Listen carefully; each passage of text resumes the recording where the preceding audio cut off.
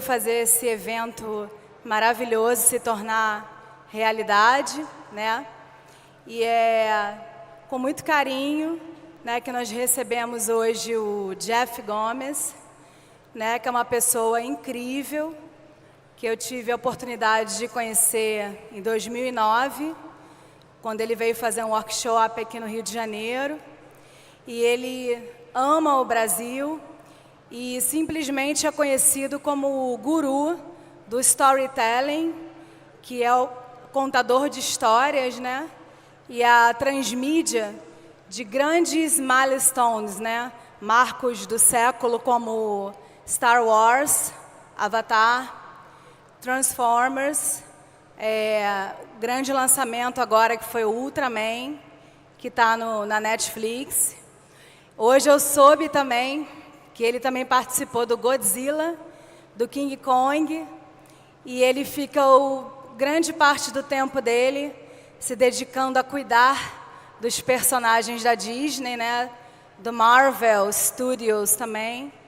E é muita gratidão de tê-lo aqui também conosco, agraciando o Rio+Agro, e ele vai trazer para a gente aqui os heróis do agro brasileiro. Eu espero que vocês desfrutem. Muito obrigada. Welcome, Jeff.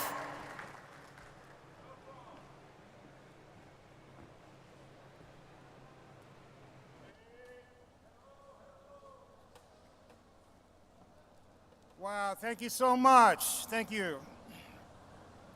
So, as Anna so beautifully introduced, I have a great love for Brazil. Growing up, I did not have, my family had not much money at all. It was a chaotic environment. There were times where my mom had to go away, and she had a friend who cared for me for months, and her name was Cleo, and she was from Brazil. She spoke Portuguese, and she became like my mother for months, and it was so wonderful because she taught me about Brazil. As I grew older, she said, Jeffrey, there's a movie that maybe you should see in the theaters. It was called Pixote. What a film. Amazing, because Pixote was about the favelas around Rio, and it reminded me of where I lived in the projects in New York City. It was one of the first times that I saw that my world, which was chaotic and filled with violence, gangs, I was not alone. There were other children in the world experiencing what I was experiencing. I did not like this. My mind was filled with imagination. I wanted to escape, and the escape was in my dreams and fantasies. One day, I was watching television, and I saw this. I don't know if you know the TV show Sesame Street. In Spanish, it was called Plaza Sésamo. This is the first shot of the first episode of Sesame Street. That's my building, where I lived in New York. I couldn't believe it. There was something on TV that reflected my experience, but even more so, this was the first scene in Sesame Street. Not the horror of Pixote or the chaos that I sometimes experienced on the streets, but something beautiful and wonderful and strange. It showed me that there might be a different way to be, that I might take joy in the place where I lived and love the place where I lived and have imagination. Maybe there was even a way out. For me, it was a struggle, and sometimes I was a bad boy. But I found my way to college. This was a city college, very little money, only a few $100s every year, but it was good, and I studied. I loved story. I loved books and cartoons and all kinds of fantastical things. And in Queens College, I studied story and film and learned about how these stories were created. I loved the work of Tolkien, The Lord of the Rings, these beautiful, fantastical worlds invented by these authors. But I was not satisfied just to read the book and throw it away. I thought to myself, how could this guy do such a beautiful work? How could he touch my heart with these words? I needed to understand how the mechanism of story operated. And so I studied books about how story has been created since the start of human history. The hero with 1,000 faces, the heroic journey where we venture out and fight the dragon or any struggle in life, defeat the evil, and bring home the treasure so that our family and our community can prosper.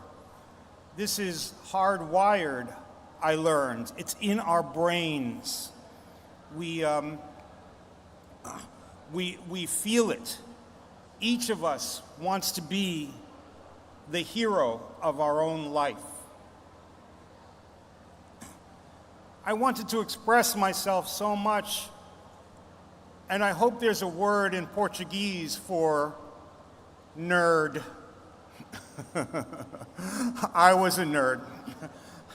I loved Dungeons and Dragons. This was the opportunity I had to tell stories. I didn't have money, so I couldn't make movies or television. I was too young and impatient to write novels.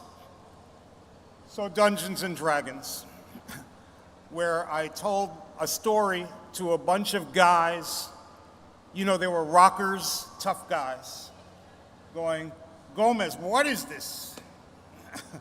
And I go, wait. There's a monster. Fight him. And they took out their swords and threw the dice and fought the monster. But where I really became successful was creating a world of enchantment for these players. And they did not behave. They wanted to go that way when I wanted them to go this way. So I had to create the world.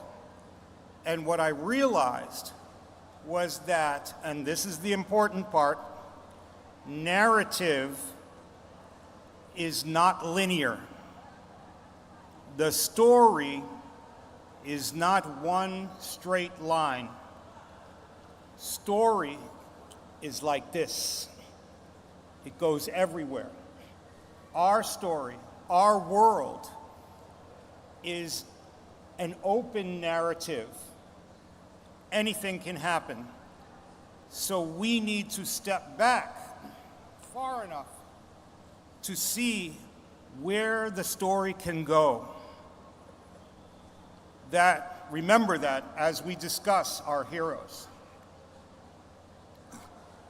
What more proof do you need about how many directions story can go than with the birth of the internet, right? because that was the point at which story stopped becoming this. I'm leaning back, I'm reading my book, or I'm watching the screen. And it became this. I'm leaning forward, and I'm typing, which means that I have become a participant in the story. I'm participating. I'm part of the story. The gray space in the middle is where I can dance with the story, like my players in Dungeons and Dragons, but also like the Facebook, Instagram, social media. See what I'm saying? All here. And I thought to myself, I have something. I have a way of thinking that can become a world. I can build worlds for people. And so I grew up, left college, and became a transmedia producer, which is a word that I made up. What is a transmedia producer? Well, it started out with me being able to explain to people who make video games and comic books that their characters, their intellectual property can be expanded and they can make more money, because as a fan, as someone who loves the superhero or the magical characters, we want to see more, but make it good. And they go, well, we don't care if it's good or not. We just want to make money and move on to the next thing. And I said, no, because it's getting expensive. When Disney or Sony or Universal spends a lot of money, it's hundreds of millions of dollars, they need for the intellectual property, the world, to last for a long time so that they can get the most for their money. So that's when they turn to me and they say, okay, how can we make this world last? What can we do with these characters? How does this story change when it goes to a video game, when it goes to a comic book, when it goes to a novel? And I explain how it can work, because I understand the different media, and that creates a transmedia world. So to stop for one moment, imagine a little boy who was like Pijot is now standing next to James Cameron on the set of Avatar. Magnificent.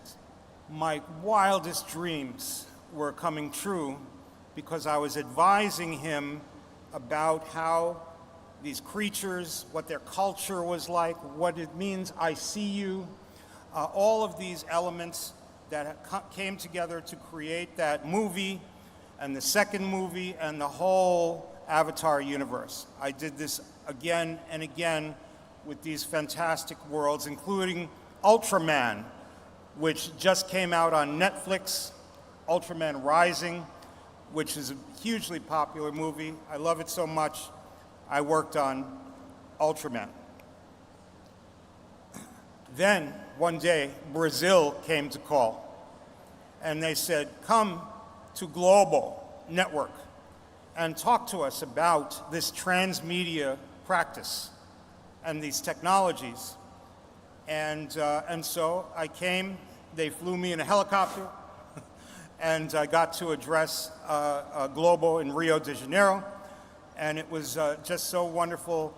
And it began this beautiful relationship where I came back again and again to Rio and Sao Paulo to talk about my work. In the process, I began to learn about Brazil and the challenges that it faced. They are very unique. so much of Brazil is wild nature, and yet it has to sustain so many people. The population is growing. It also wants to export and play a strong role in the world. So it became fascinating to me about the balance that had to be made between making the nation of Brazil sustainable and yet being mindful of the wildlife, the Amazon, and the integrity of your country.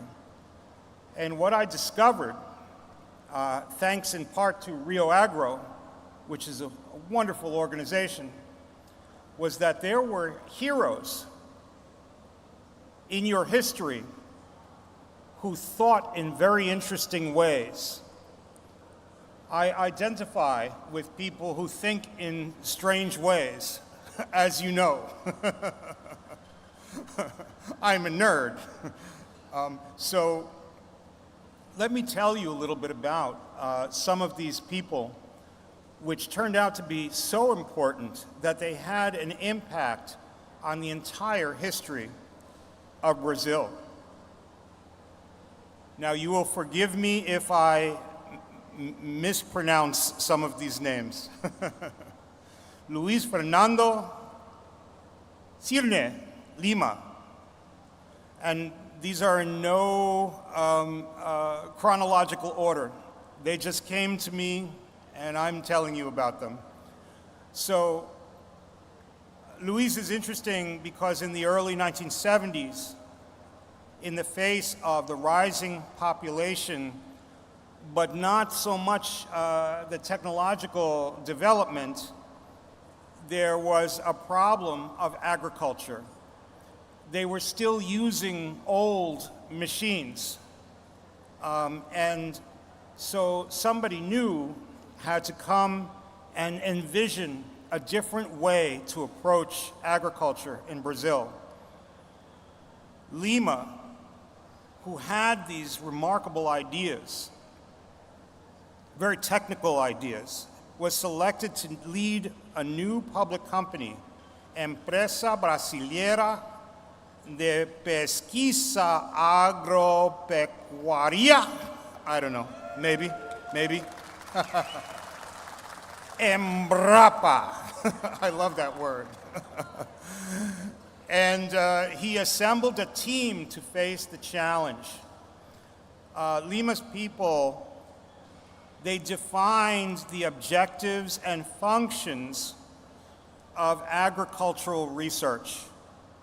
They identified the limitations being faced and suggested measures and indicated sources and forms of financing, and then went to the government and said, here are the laws we need in order to dynamize. I love that word, dynamize, meaning make it action, make it full of interaction, make the machine work. And the result was an acceleration of Brazil's agriculture. So good, so good. A very, very clockwork-like mind, you know. He was very disciplined. Alisson Paulinelli. He was a specialist in tropical agriculture. Paulinelli worked with Lima to actualize this grand plan to transform Brazil from a country that imported a lot of its food in 1970 into a global agribusiness powerhouse. During the time that he was the head of Embrapa, and he attracted prominent professionals from universities. You will see so many of these people we're talking about today were believers in education. El campo, they call it in South America.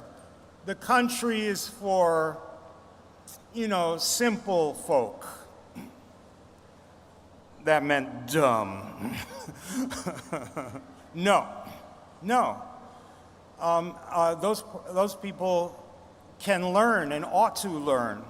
And these people, all of them, were interested in educating the people of El Campo, the people of the country, to be better, and to recruit people and build curriculum, courses in university to teach agriculture so that agencies can bring in technicians to help accelerate. And for his work, Paolinelli earned a nomination for the Nobel Peace Prize. That's how remarkable his work was and how transformative it was. Ne Bittencourt de Auto. Sorry. Again, he thought of the future. And you know, sometimes I really feel for these guys because I know what it's like to see things that other people did not see. They doubt you. They go, what are you talking about? Go home. Get out. Leave me alone. Why do you have to change everything? This Ne Bittencourt, he was one of those guys, an engineer who headed the Agroceres group between 71 and 1996, in addition to being an entrepreneur of El Campo, the rural, he became a leader and a public figure. Yes, some of these people, in order to actualize what was in their minds, they had to become politicians. They had to learn how to speak, and a lot of them were shy. A lot of them would rather not have to stand on a stage in front of so many people and speak about their ideas. They just wanted to get it done, right? But Ne Bittencourt became a politician, and his contribution wasn't just to help to revolutionize the agricultural infrastructure of Brazil, but his argument was that doing so was the cornerstone for building a fair society. That's really remarkable, almost subversive, because this put power in the hands of the farmers. Joanna Doberreiner, very serious woman. Joanna was born in Germany and became a Brazilian citizen because, like many Europeans, she found herself drawn to this wild and mysterious but beautiful nation of Brazil. She dedicated herself to understanding, this is very nerdy, people, very nerdy, biological nitrogen fixation.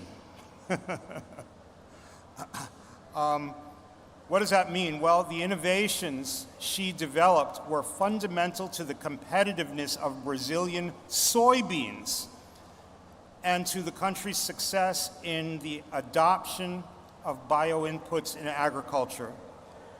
This shifted the paradigm because of her vision.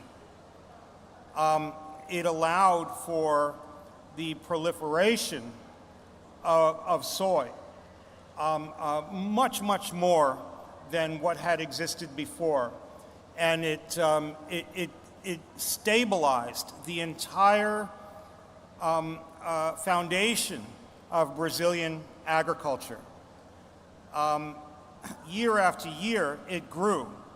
And even Embrapa's latest social report indicates that in 2022 alone in Brazil, farmers saved 72 billion real on fertilizers with the adoption of biological nitrogen fixation.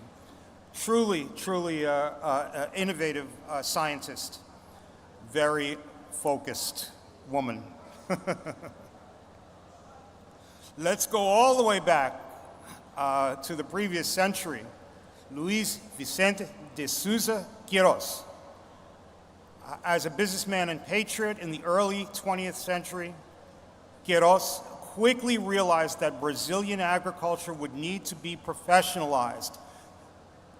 He was seeing things decades in advance.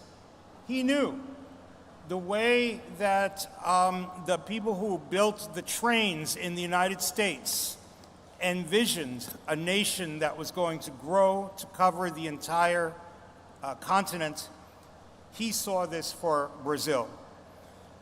So he was determined to build a school which would become the Luis de Queiroz Higher School of Agriculture, ISAG, a unit of the University of Sao Paulo. It was considered a center of excellence, living up to a very demanding gentleman.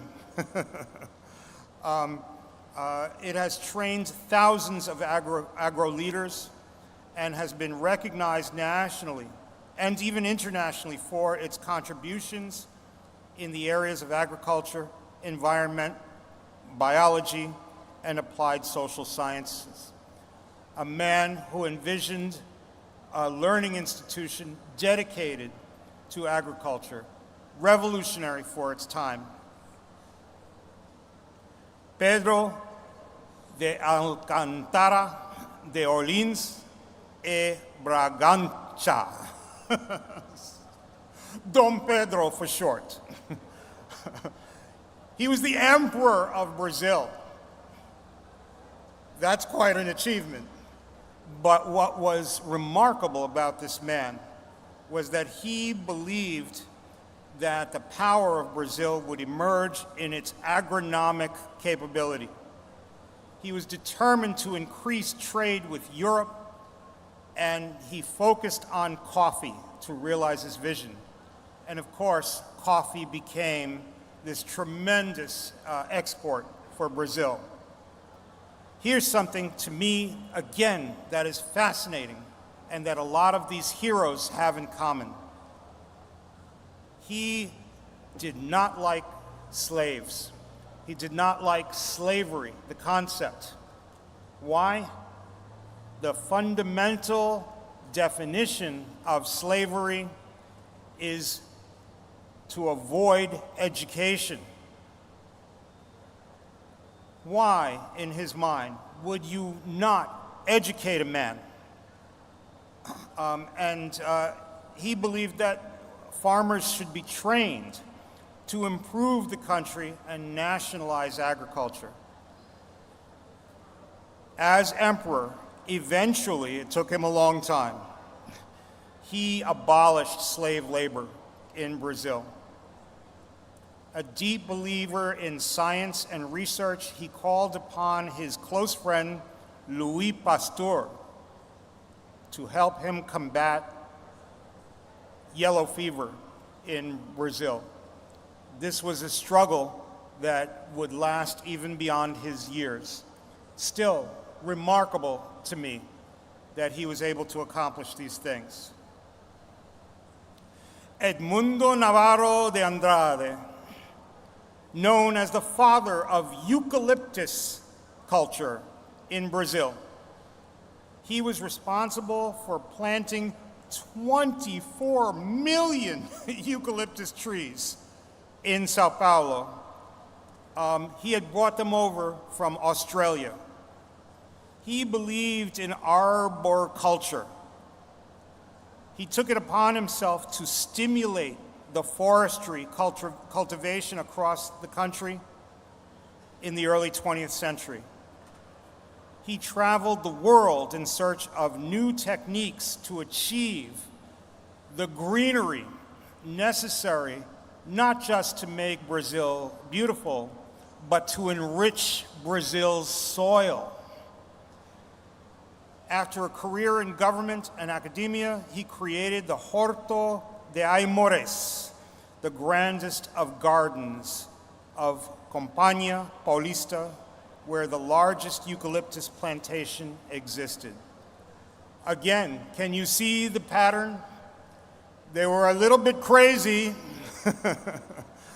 obsessed even with maybe one thing, but boy, they got it done. They got it done, these heroes. Eliseo Andrade Alves. Alves became acutely aware of rural poverty in Brazil in the 1950s and vowed to address it, again with his nerd mind. He combined mathematics with an understanding of agriculture. He dedicated himself to reformulating the federal agricultural research system, which created Embrapa, where he concentrated research on problems that in his mind had to be crystallized, like cristal. He was a little religious, but a part of his religion was that research is like the priesthood. You must dedicate yourself to research.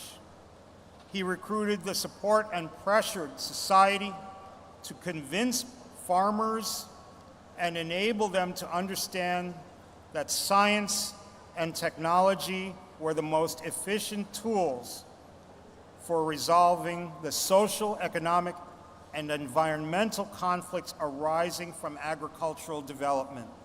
Okay? So, it's not easy to nationalize agriculture. There are conflicts between people, property, ownership, all of these issues.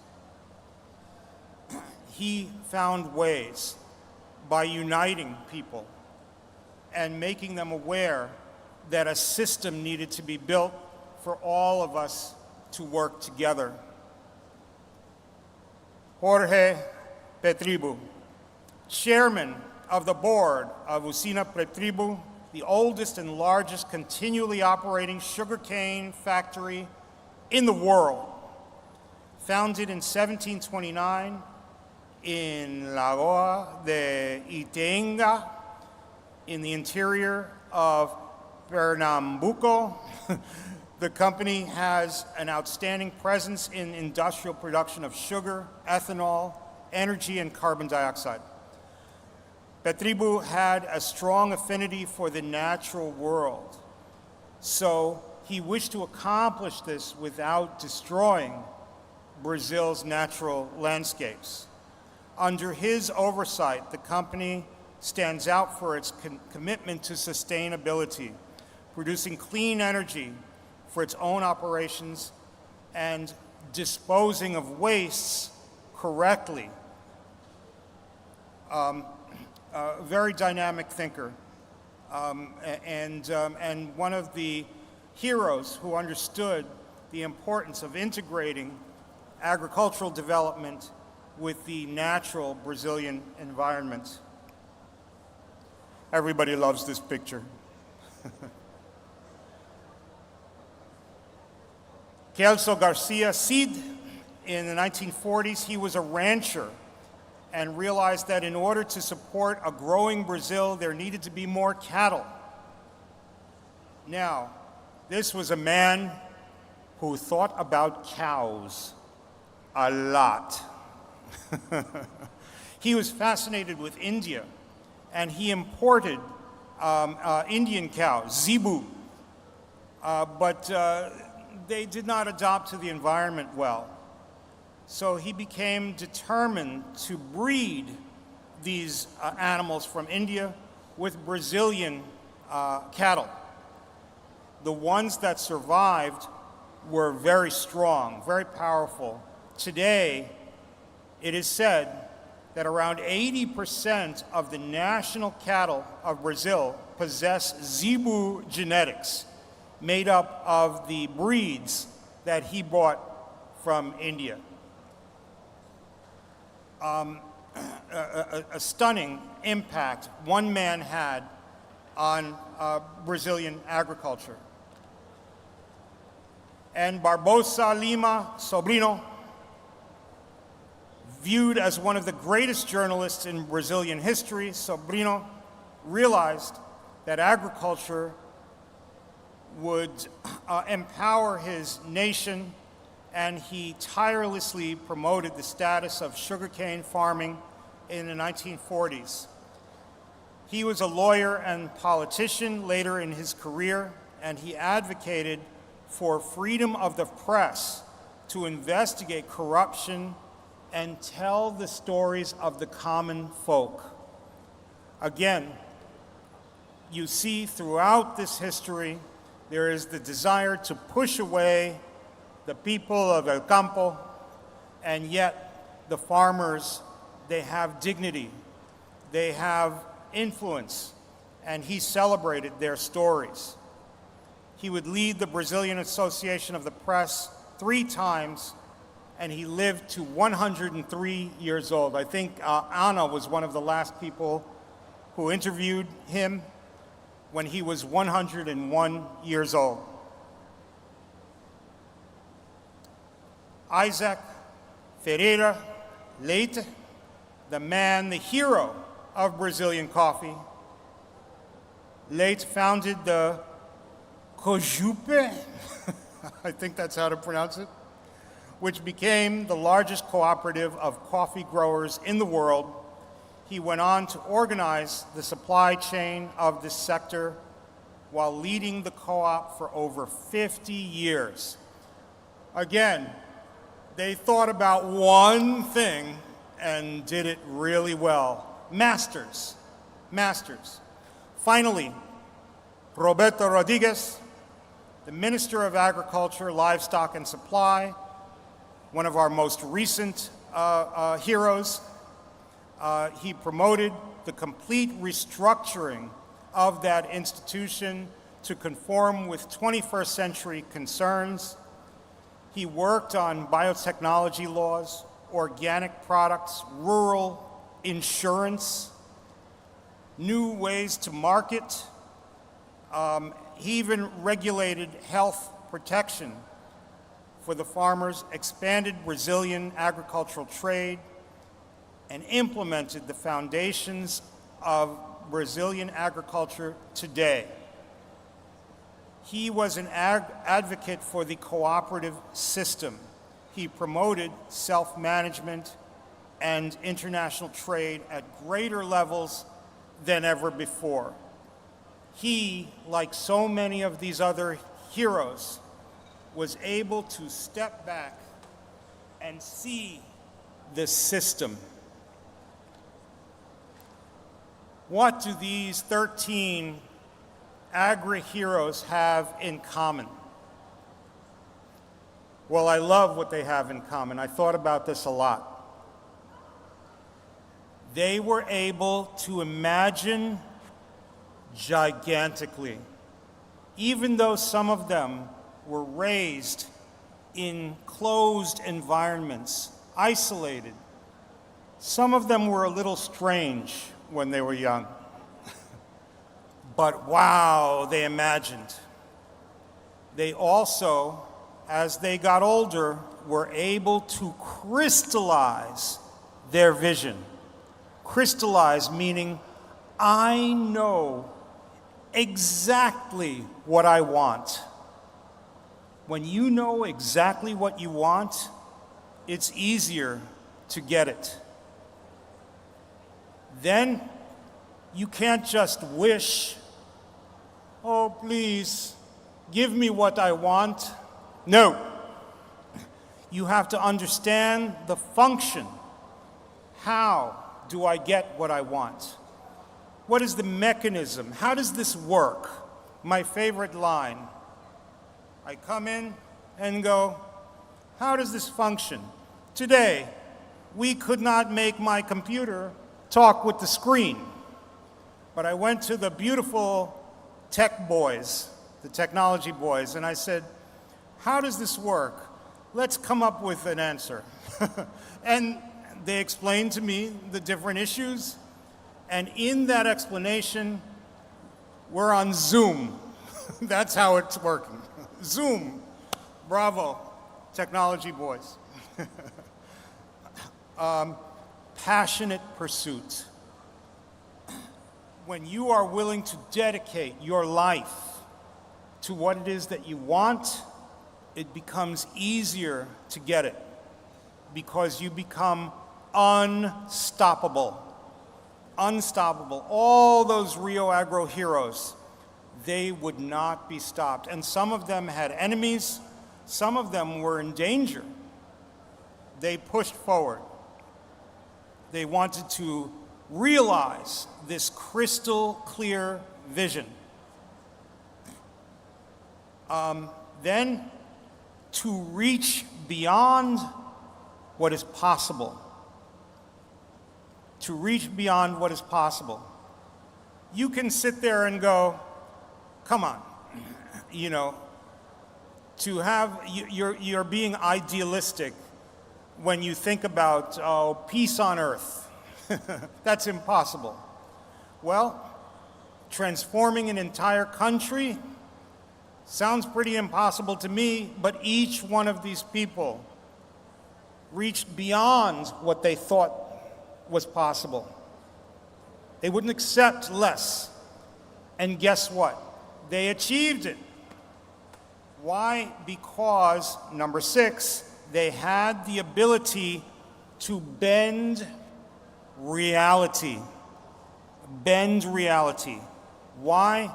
Because of the assertion of will. Of will. I want you all, this is so important to remember this. When you want something, and you understand clearly what it is, and you understand how the system works, you can push it. Because most people don't. Most people do not. And so the people who do, and hopefully there is goodness in their heart, they want what's best for the most people, they say, you'll do this, right? Please, let's go. And suddenly they go, I don't have any better idea. All right, do it, do it. And that's how they achieved these magnificent goals. And finally, each one of these people had an innate understanding of systemic narrative. Systemic narrative. Remember? Everyone, I want everyone to go this way, but they're going this way, right? But if I step back far enough, I can make them crisscross with what I need. I'll bring the characters around. I'll bring the institutions around. I'll make them crisscross. And in that crossing, there will be action. There will be dynamic resolution. Action. What I would like to do for the rest of my talk is explain to you what is systemic narrative. I want to give you the secret for systemic narrative. So if we run a little bit late, please forgive me. But this is what I'm here to give you. It's so important. We heard about the hero's journey, the circle. Now I want to tell you about collective journey, the lightning bolt, the lightning bolt. Throughout this weekend, you have been hearing the same thing from some of the best speakers who have been talking to you. I've been following. I know what they're telling you. They're telling you that we have a problem that is global. Hyper-complication. We are in danger because there are too many big problems occurring. Our greed, weapons, and thirst for power have made us capable of destroying ourselves by force. Our pollutants and disregard for the fragility of nature have made us capable of destroying our environment. Our technology and irresponsible use of communication have made us capable of destroying our ability to understand. That's my daughter. She is standing on 8th Avenue, the busiest avenue in New York City. It's Saturday night at 10 p.m., the busiest time of the week on 8th Avenue. It is completely empty. Why? Because something's wrong. Right? That was COVID. Something's wrong. In the hero's journey, I'm the hero. Only I can save you. Have you heard that in recent years? Me alone. I can save you. I will go out and slay the dragon. I will defeat all the social ills, and you, my people, will benefit. That's fun for movies. I enjoy a good hero's journey movie. But today, it's a little bit of a problem, right? Because now anybody can say, I can save you alone. Anybody can assert their rightness on your wrongness. You see it every day on the social media, right? Everybody's wrong. Only this person is right. Too much of this will destroy us. But remember, I am a studier of story. I've traveled the entire world, and in the indigenous people of Brazil, there's something really interesting about the way that they communicate. They do it in a non-linear fashion. They do it with community. They take apart ideas and put them back together. They use signs and symbols. They are attuned to their natural environment. Not everything needs to be yakety, yakety, yakety, yakety, yakety, yakety. They are tranquil. This is the way to be in the future. I know some of you might think, well, that's in the past. No, it's now, it's today. This is possible. Collective journey is a new narrative modality that involves the participation of the audience without encouraging them to smash into each other. Collective journey is systemic narrative. It takes place in a world that does not promote good and evil. Bang, bang, bang. How many times can we see that story? It's getting boring. Boring. In collective journey, only by understanding and reconciling multiple perspectives can systemic problems be solved. This requires the power for each of us to hold contradictory information in our hearts and minds at the same time. We have to give space to different ideas so that unexpected solutions can emerge. That's what these people, these agro heroes, each one of them did this. They said, wait a minute, let's step back and think about this. Let me talk to all these people. Let me understand what the farmer thinks. Let me understand what the engineer thinks And then as they intersected, the answers emerged. Collective journey narratives are unique in that they require a spirit of inclusiveness and dialogue, an architecture for dialogue. Today, we must have our organizations, our corporations, and our governments must respond to the inquiries and thoughts of the citizens. Intersection. Here are the 4 most important elements of systemic narrative. 1 is the system, right? So instead of the conflict like this, there is the notion that it will take many perspectives to repair the system. Collective journey, stories. The narrative is that we are in a system with a flaw. The flaw must be fixed or everybody dies. We'll all be destroyed. If you saw Game of Thrones, winter is coming. It doesn't matter whose side you're on. They're coming.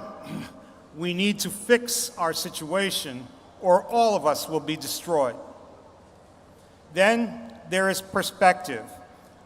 What do you think? What do you think? We must be sympathetic even to people who oppose us. Why do you oppose us? What is your thought? Explain yourself. And then we have to understand that some of us have been harmed by the system. The system has hurt us. So we need to heal. We need to reconcile in order to heal the trauma so that we can move on and work together to repair the system.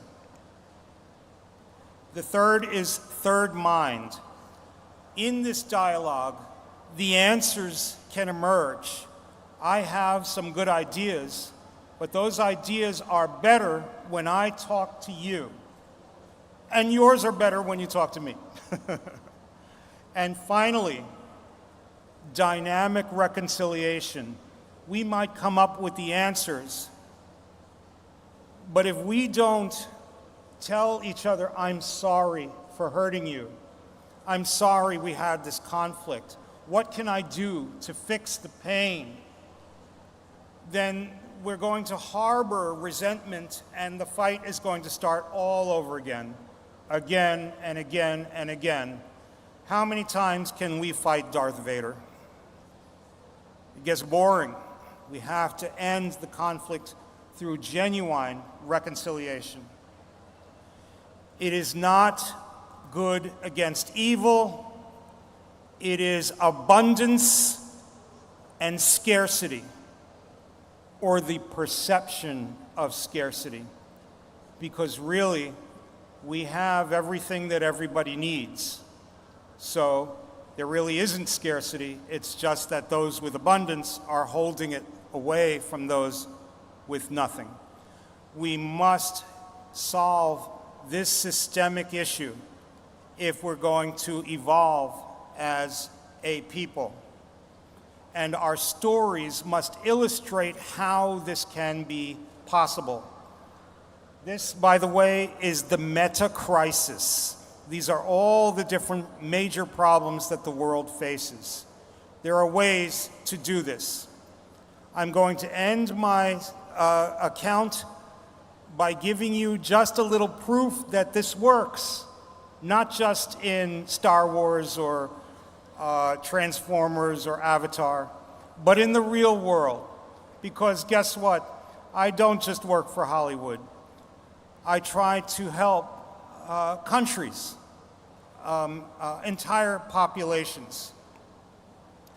A while back there was a telenovela, I think it's been remade, Simplemente Maria.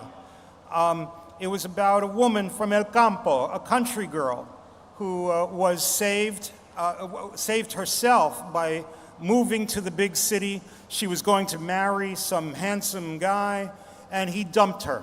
He left her alone. She was poor and in the city, so she decided to disguise herself as a boy and take education classes at night while she was a maid during the day.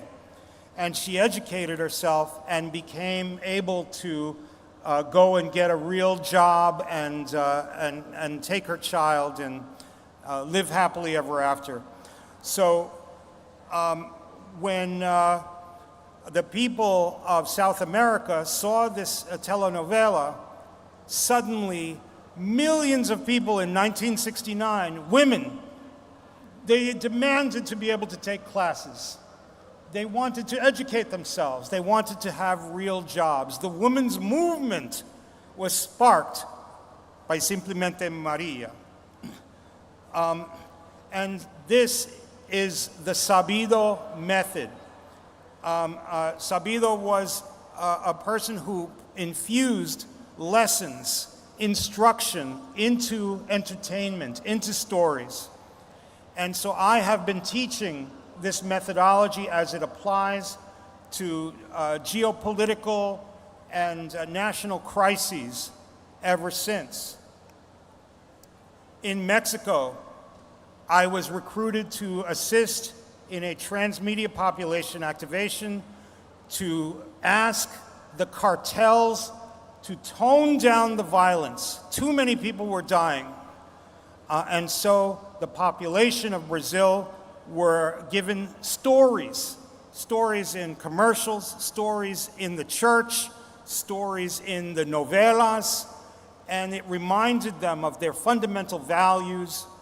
And all it took was some terrible disaster that made them so upset that they remembered who they were as a powerful people, and they stood up and they said, "No más sangre." And they protested, and the cartels pulled back. It worked. It worked.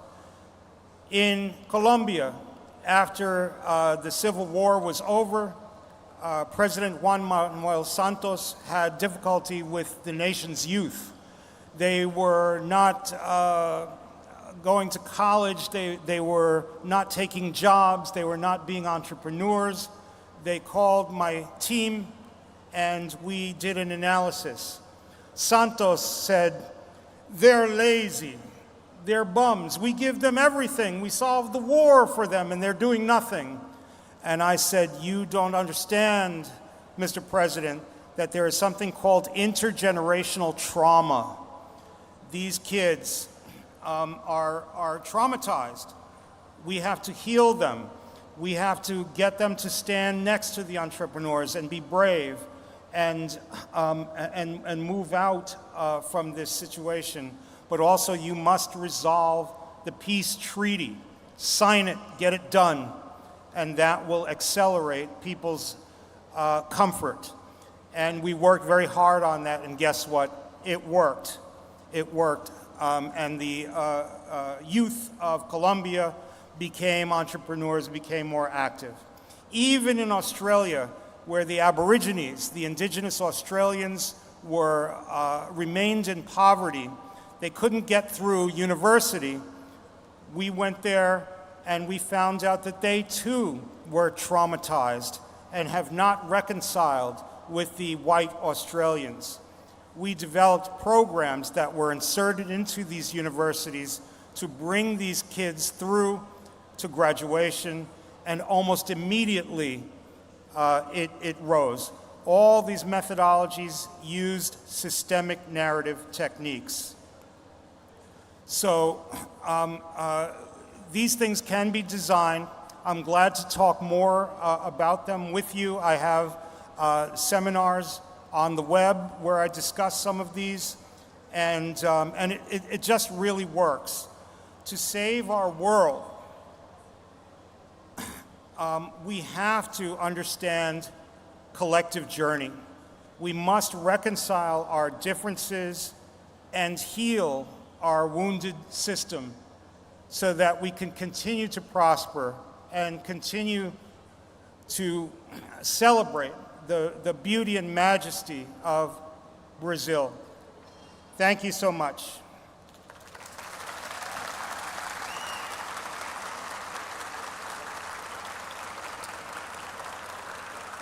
reach me at jeff@starlightrunner.com. Contact me through LinkedIn. Thank you. Oh, I need the...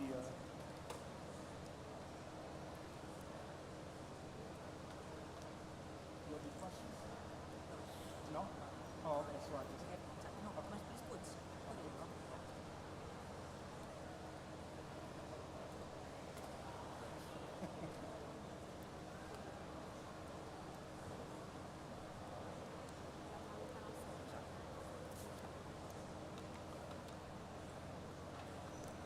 Jeff, estamos muito felizes, viu, com a sua palestra, né? E gratidão por você estar aqui com a gente, assinando a narrativa dos nossos heróis brasileiros, para que o mundo possa conhecer também as nossas riquezas. O Brasil tem muito, muito, muito a oferecer. Muito obrigada.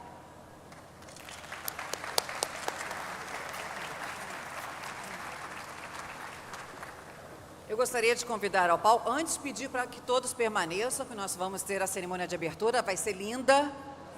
Eu estou querendo começar tudo de novo, favorito, vamos? A cerimônia de encerramento, vocês ficam. Obrigada, Rio+Agro. E vem aí, Rio+Agro 2025. Bom, não era nesse momento, mas tudo bem, tá valendo, foi. Eu queria convidar aqui ao palco o professor Marcos Oliveira, presidente da G10 Empresas, a Simone Soares, presidente da Valores e Negócios, e o Carlos Favoreto, presidente do Rio+Agro, para a entrega da placa.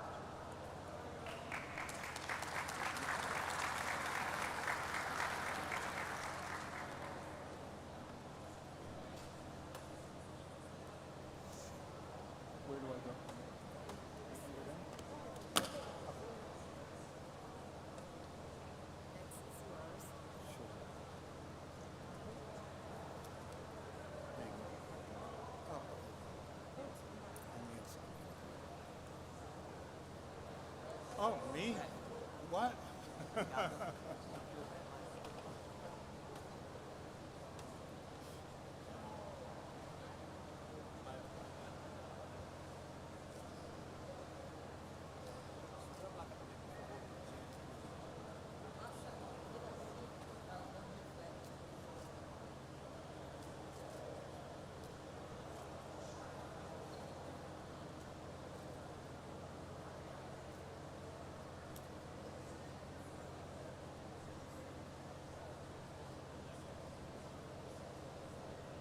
Obrigada, senhores. Thank you so much, Jeff.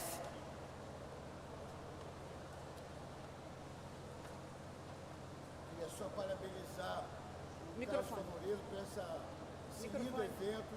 Microfone, por favor. No microfone, senhor.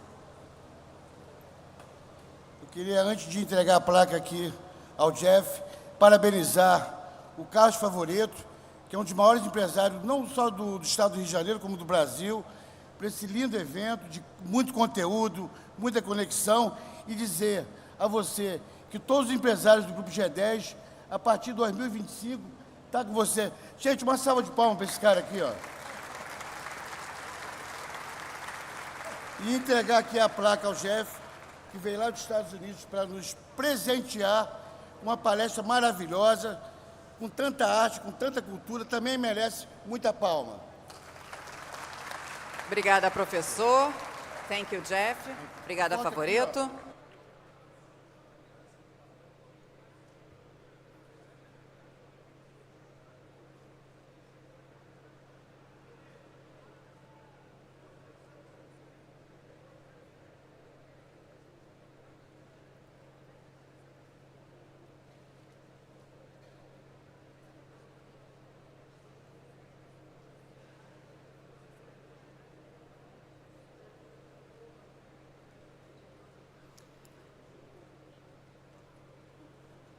Bem, senhoras e senhores, é com grande honra e satisfação que damos início à cerimônia de encerramento do Fórum Internacional do Desenvolvimento Agroambiental Sustentável Rio+Agro.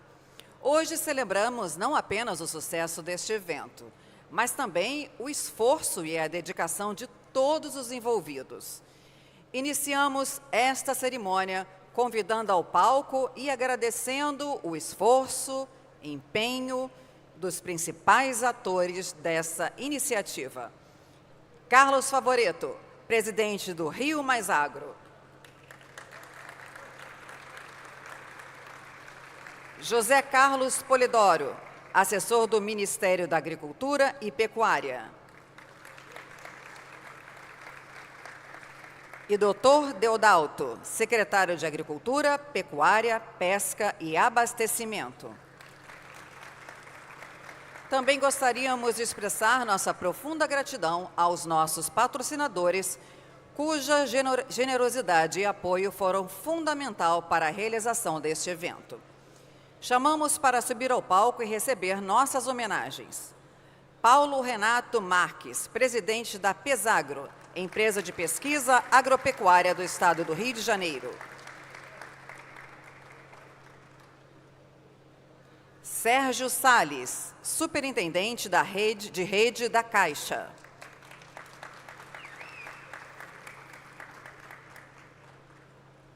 Marcos Pereira, superintendente da Casa da Moeda.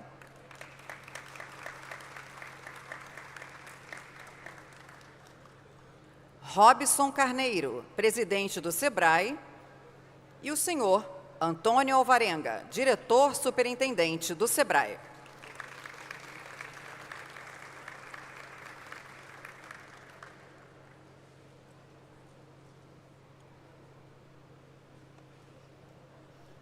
César Vieira Júnior, representante do Serasa Experian.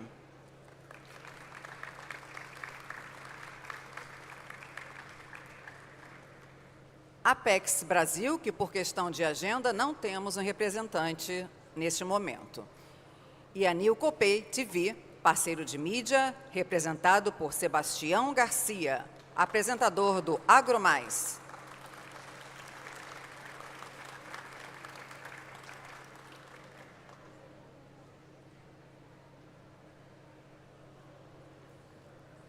Peço para que se juntem, por favor, para a foto oficial.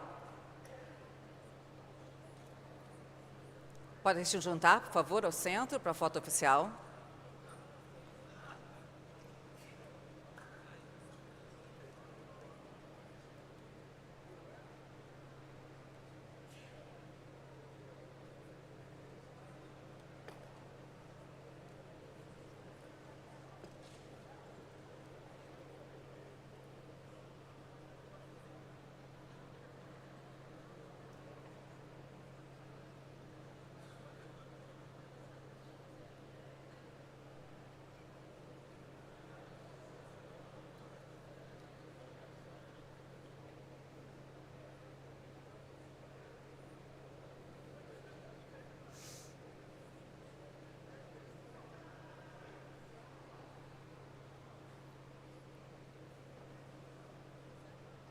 Sem o apoio de vocês, nada disso seria possível.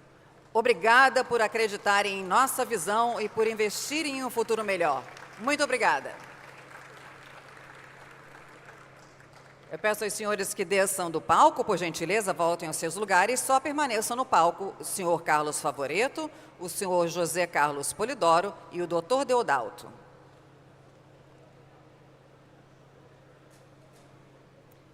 Passo a palavra ao Dr. Deodalto, secretário de Agricultura, Pecuária, Pesca e Abastecimento.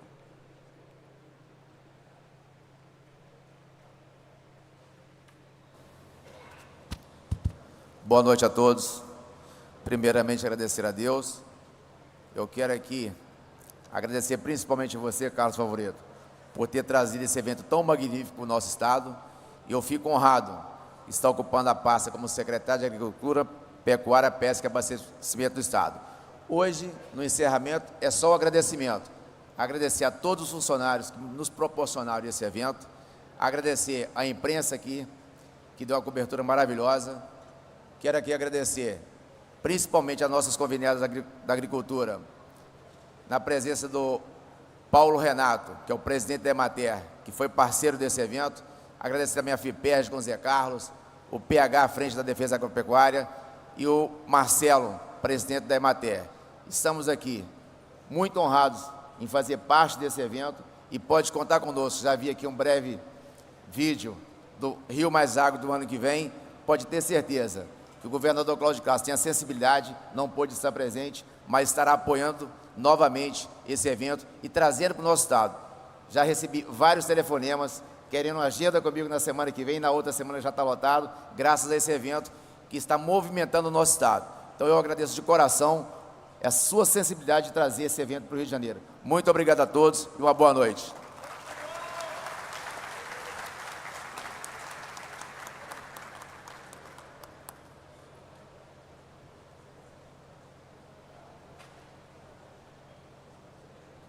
Passo a palavra ao senhor José Carlos Polidoro. Boa noite a todos e todas. Em nome do senhor ministro da Agricultura e Pecuária, Carlos Fávaro, e a nossa presidente da Embrapa, doutora Silva Machurrá, eu agradeço profundamente a todos que participaram da organização desse evento, liderados pela pessoa que aceitou o desafio de fazer um evento tipicamente de parceria público-privada, genuinamente público-privada, em que nós unimos nossos esforços não para que o Estado, o governo, seja visto, ou o setor privado faça um evento para si próprio. Esse evento foi feito para vocês, esse evento tem uma ideia clara de mudar o conceito. Entre no Rio+Agro e volte com uma ideia diferente de si próprio, da alimentação, da fome, da produção de alimentos e principalmente da harmonia que existe historicamente nesse país e unicamente nesse país entre o agro e o ambiental. Não há nenhuma dúvida que as narrativas que existem sobre ou você é agro, normalmente bad, mal, ou você é ambiental, Esse país construiu essa pujança, ele construiu essa história linda de sair da dependência, da importação de alimentos para ser o alimentador do mundo, da agora e do futuro. Não tem nenhuma dúvida, é desse país que sairá a segurança alimentar do mundo. E o Rio+Agro foi montado dessa forma, simplesmente para falar para o mundo, nós sabemos disso, nós não temos dúvida disso.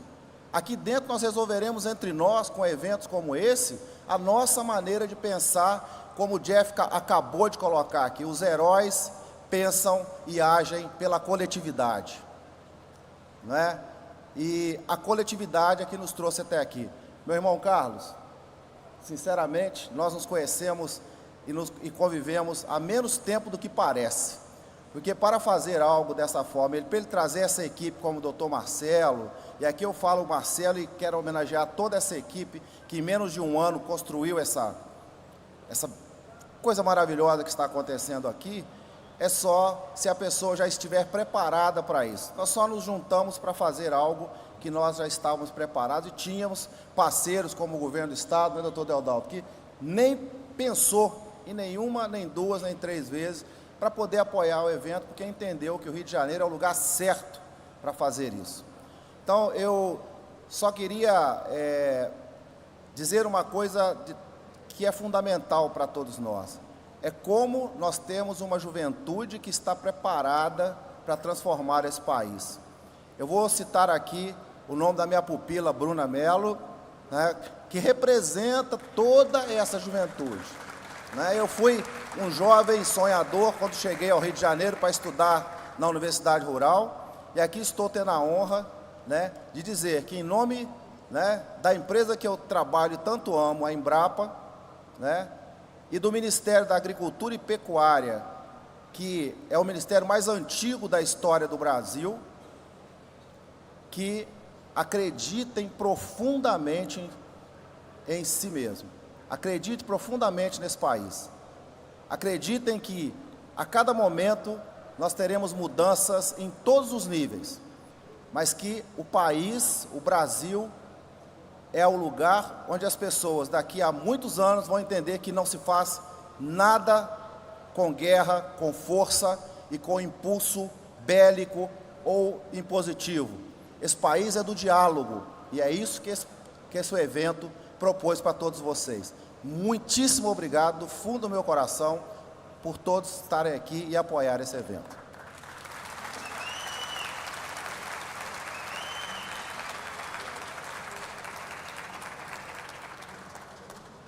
Vamos ouvir agora o presidente Carlos Favoreto.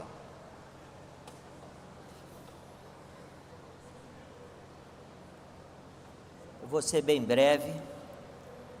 Queria aqui, como de praxe, em todos os meus discursos, agradecer a Deus por tudo o que aconteceu aqui nesses últimos 5 dias.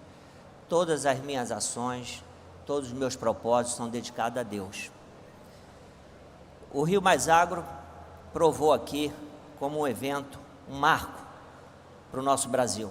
E essa era, assim, a nossa vontade e o objetivo principal, principalmente aqui no estado do Rio de Janeiro.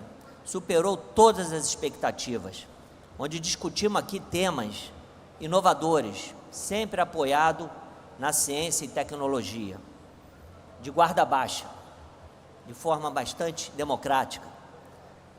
E mostramos que é possível conciliar as ciências agrárias com as ciências ambientais, de forma convergente, de tal sorte que possamos fazer uso dos recursos naturais, renováveis e não renováveis, hoje e para o futuro. E é o que preconiza o desenvolvimento sustentável. Apenas para falar de números, e números que eu peguei hoje de manhã com a minha assessoria de imprensa, só nos discursos da abertura, internacionalmente nós fomos vistos por 2 milhões de pessoas. Nacionalmente, por mais de 20 milhões de pessoas. O nosso site está entre, depois de milhões de curtidas e visualizações, milhões, está entre os 10, o site Rio+Agro.com.br, entre os 10 sites mais acessados no Brasil. E países que mais acessaram: Brasil, Argentina, Porto Rico, Portugal, China, Uruguai, Espanha, Índia, México e Chile. Tivemos aqui a minha previsão, a nossa previsão do Conselho, doutor Deodalto, era ter em torno de 5 mil pessoas passando aqui. Atingimos hoje mais de 18 mil pessoas, entrando e saindo. E o melhor, a maioria dessas pessoas ficaram aqui nas palestras. Obviamente, curtiram os shows, que foram também selecionados a dedo para estarem aqui.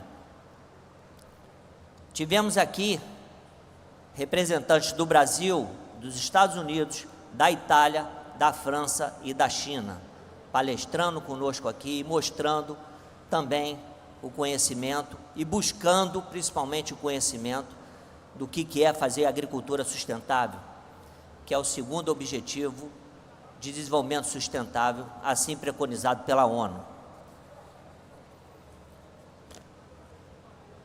Nós tivemos aqui 237 fornecedores, 181 palestrantes, 22 moderadores, 277 no staff, equipe de trabalho, 34 estandes, 230 expositores e uma assessoria de imprensa com 36 membros, onde tivemos inscrito aqui 194 jornalistas.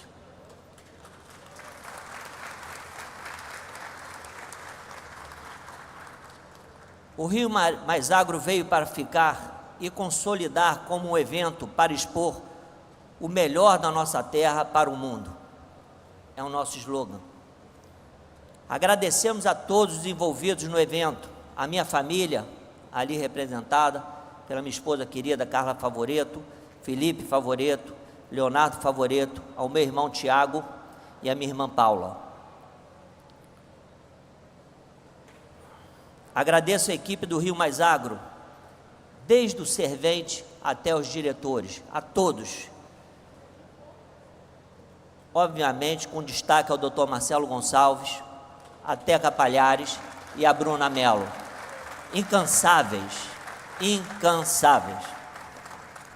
Agradeço a todos os palestrantes, expositores, patrocinadores e ao governo do Estado do Rio de Janeiro, na pessoa do governador Cláudio Castro, aqui representado pelo meu amigo, querido irmão, deputado estadual Deodalto, que foi a primeira pessoa que eu levei o Rio+Agro aqui no Estado, e ele falou, ó, esquece todo mundo, Rio+Agro é do Estado do Rio de Janeiro e vai ser feito aqui, não chamava ainda Rio+Agro, era um evento de ciência e tecnologia para o agro, voltado ao desenvolvimento sustentável, e aí o Deodalto falou assim, é o Rio+Agro, é aqui. Então, muito obrigado, irmão querido, por todo o apoio, porque apoiar depois de um sucesso como um evento desse é fácil, agora apoiar de primeira hora é muita gratidão. Muito obrigado.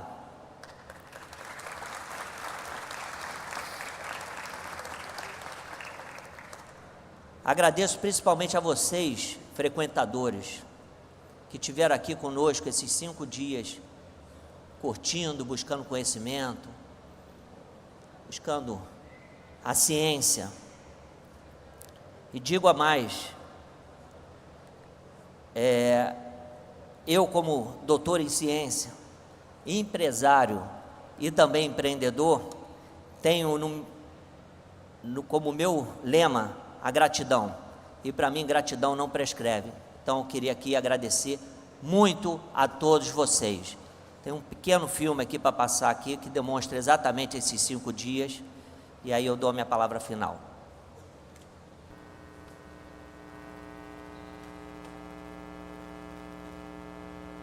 Olá, estamos aqui na montagem do Rio+Agro, primeiro foro internacional de agroambiental do planeta, aonde neste plenário vamos mostrar ao mundo que os produtos produzidos pelo nosso Brasil são sustentáveis. Exatamente aqui no Campo Olímpico de Golfe, na Barra da Tijuca, Rio de Janeiro, aonde teremos aqui, ao final das palestras, todos os dias shows acústicos com Paula Fernandes, Almir Sater e outras atrações mais. Venha para o Rio+Agro.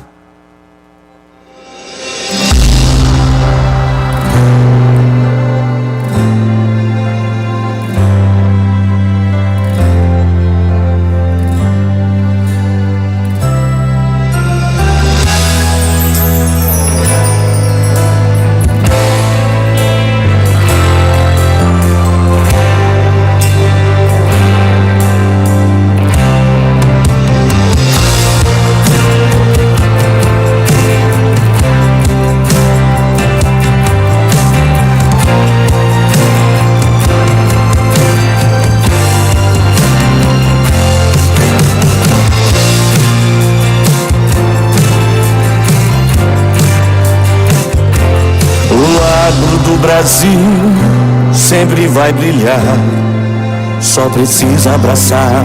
Nosso povo e o mundo inteiro vão ganhar.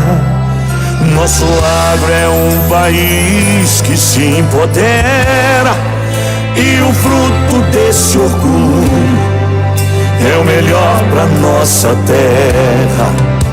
Rio+Agro é a riqueza que Deus deu pra gente, vem de grão em grão. Rio+Agro é a certeza que plantando milho vai virar milhão. Rio+Agro é a riqueza que Deus deu pra gente, vem de grão em grão. Rio+Agro é a certeza que plantando milho vai virar milhão.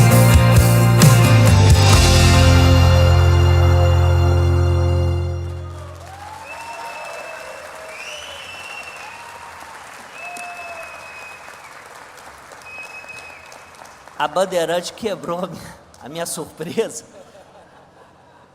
Nós fomos, de forma insistente, Deodalto, pedindo para fazer em 2025 o Rio+Agro. Reuni minha equipe. Obviamente, todo empreendedor é maluco e tem que ter um monte de maluco seguindo, senão a coisa não acontece. E aí reuni os meus maluquinhos e topamos fazer o Rio+Agro 2025, aqui no Rio de Janeiro, na cidade que ainda vai definir, tendo os players que hoje estão e mais todos os outros que aqui me pediram para estar presente. Então, final de julho, início de agosto de 2025, teremos a segunda edição do Rio+Agro.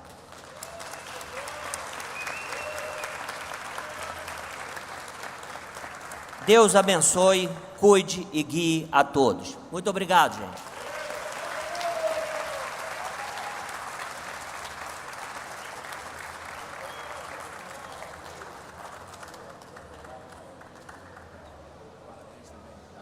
Obrigada, Favoreto, obrigada a todos, amém. Gente, não acabou não, calma aí, espera aí um minutinho. Ao longo desses 5 dias, tivemos a oportunidade de participar de atividades enriquecedoras, palestras inspiradoras e discussões produtivas. Este evento proporcionou um ambiente de aprendizado, troca de ideias e networking que, sem dúvida nenhuma, gerará frutos positivos para todos os participantes. Encerramos hoje, mas o impacto deste evento continuará a reverberar em todos os projetos futuros e na vida de todos os que participaram. Mais uma vez agradecemos a presença de todos e desejamos que tenham um ótimo retorno às suas atividades. Até o próximo Rio+Agro e agora o show do Milton Guedes e Dom Marcos. Ok? Boa noite, obrigada.